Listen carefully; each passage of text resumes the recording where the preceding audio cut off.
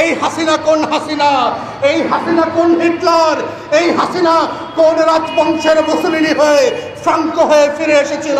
এটাই হচ্ছে জাতিসংঘের 2025 সালের প্রতিবেদন। শেখ হাসিনা এবং আওয়ামী লীগের আমলনামা এই 114 পৃষ্ঠার পরতে পরতে লেখা আছে। যদি বাংলাদেশ 2025 সালে পথ হারায়, মনে রাখবেন গণহত্যা ফিরে আসবে, আয়না ঘর ফিরে আসবে। আমরা যারা প্রতিবাদ করেছিলাম বাংলার হিটলারের বিপক্ষে, আমাদের জন্য নতুন নতুন বাংকার এবং আয়না ঘর খোলা হবে। এটা আপনাদের চয়েস, ভোটারদের চয়েস। নতুন বাংলাদেশে আপনারা আয়না ঘর দেখতে চান, আওয়ামী লীগ আর শেখ হাসিনাকে দেখতে চান, না নতুন বাংলাদেশ দেখতে চান?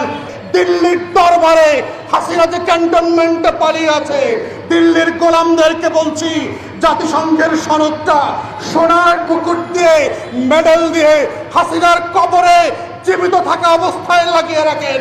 ওটাই ওর নাম ফলক হবে, জাতিসংঘের সনদ। ওর কবরের পিঠে শেখ মুজিবের টঙ্গি পরায় লাগিয়ে দেওয়া হবে। আর শেখ হাসিনার নাম লিপিবদ্ধ থাকবে, আগামী প্রজন্মের ইতিহাস লেখা থাকবে। শেখ হাসিনা যেন না হয় রাতের বেলা ঘুম কাতরে শিশুদেরকে গল্প শোনানো হবে, ডাকাতদের আর পুরীদের গল্প না, শেখ হাসিনার গল্প। এটাই জাতিসংঘের প্রতিবেদন গতকালকে সারা বিশ্বের সামনে প্রকাশ করে জাতিকে জানিয়ে দিয়েছে আপনারা কারা এবং আপনাদের লড়াই কারা।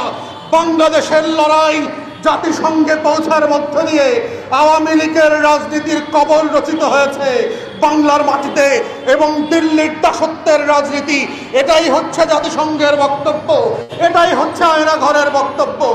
বাংলাদেশের আয়না ঘর হিটলারের, ক্যালোপের এবং বাহিনীর অত্যাচারের যেই গল্পগুলো বিশ্বযুদ্ধের পরে সারা দুনিয়াবাসী দেখেছিল, বাংলাদেশ শত শত আয়না ঘরের গল্প দিয়ে হাসিনা হিটলারের কাতারে নাম লিখিয়েছিলে, মুসলিনের কাতারে নাম লিখিয়েছে, ফ্রাঙ্কোর কাতারে নাম লিখিয়েছে, মধ্যপ্রাচ্য, দক্ষিণ আমেরিকার সীমান্ত ছাড়িয়ে আফ্রিকার হুতু এবং সুচ্ছির গণহত্যার ইতিহাসের সেই একই প্রান্তে নাম লিখিয়ে সে প্রমাণ করেছে সে হিটলারের সমকালীন যেই গণহত্যার দলিল, এই দলিলের স্বাক্ষরকারী আওয়ামী লীগ প্রমাণিত হয়েছে সারা দুনিয়ার দলিলের মধ্য দিয়ে।